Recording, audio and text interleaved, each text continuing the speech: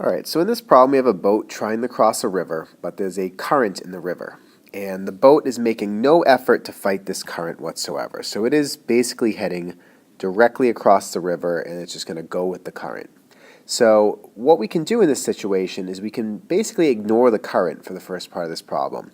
We're going to look at the x and we're going to look at the y directions the boat moves. So the boat itself is moving in the x direction, and although the current's going to push it down, we can ignore that because the y vector, the current, cannot affect the x velocity. Y cannot affect x, and that is something that is important with vectors. So basically what that means is that if a boat were traveling across a river with no current and straight across, it would get across in the same amount of time that a boat going with the current like this would get across. Like this boat's driving horizontally at the same rate, but it's getting pushed down the current. So that's a little confusing, so let's just kind of do this out and see how this goes.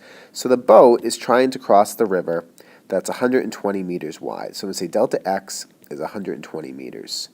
And its x velocity is 24 meters per second. So I'm going to say Vx is 24 meters per second. So the question is, how much time does it take to cross the river? So we know that Vx, if it's the average velocity and the boat doesn't change, is delta x over t. So we can plug in here 24 equals 120 over t, and do my algebra. When I solve for t, I get that the boat is going to cross the river in 5 seconds. So that's how long it takes the boat to cross the river.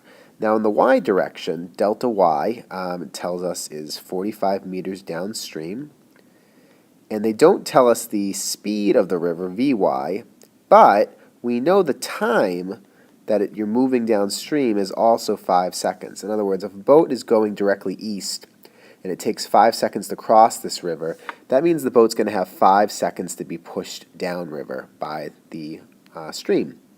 So the question is, how fast is the river going if it pushes the boat 45 meters downstream in 5 seconds? And so this is just a matter of saying, okay, well, Vy is 45 meters over 5 seconds. So the river is flowing at 9 meters per second. So that's the answer to our question. But let's just see if this makes sense. So a boat crossing the river with absolutely no current would get across in 5 seconds. This boat is getting from point A to point C in 5 seconds.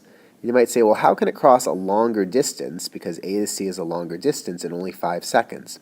And the reason is it has two speeds. It has the horizontal speed, 24, but it also has the vertical speed, 9. And so it's really going at an angle, combining these vectors of 24 and 9, just like we combined vectors earlier. So 24 squared plus 9 squared, take the square root. We can basically think of this boat as going 25.6 meters per second. So the boat's not really going 24, it's going 24 in the x direction, 9 downward for an overall speed of this. So that means from A to C, if it takes 5 seconds to cross this gap, 25.6 seconds times, meters per second times 5 seconds, 25.6 times 5, that this is actually 128 meters that the boat crosses from point A to point C.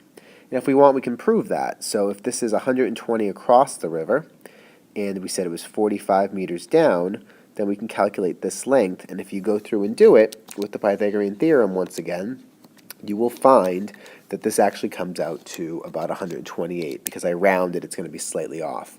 So bottom line, and this is going to serve for projectiles later too, if you are going in one direction with only one velocity, so this is the x velocity, the boat is only going across, being pushed downstream does not affect how long it takes to cross the river.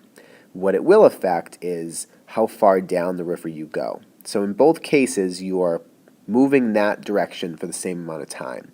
And hopefully this will make more sense when we go to projectiles, because this is pretty much the same thing as projectiles. But the key thing is analyze each component separately. Analyze your x, analyze your y, and the one thing linking them both is time. The time on one will be equal to the time on the other. All right, so until next time, I am Derek Genova. Have a delightful day.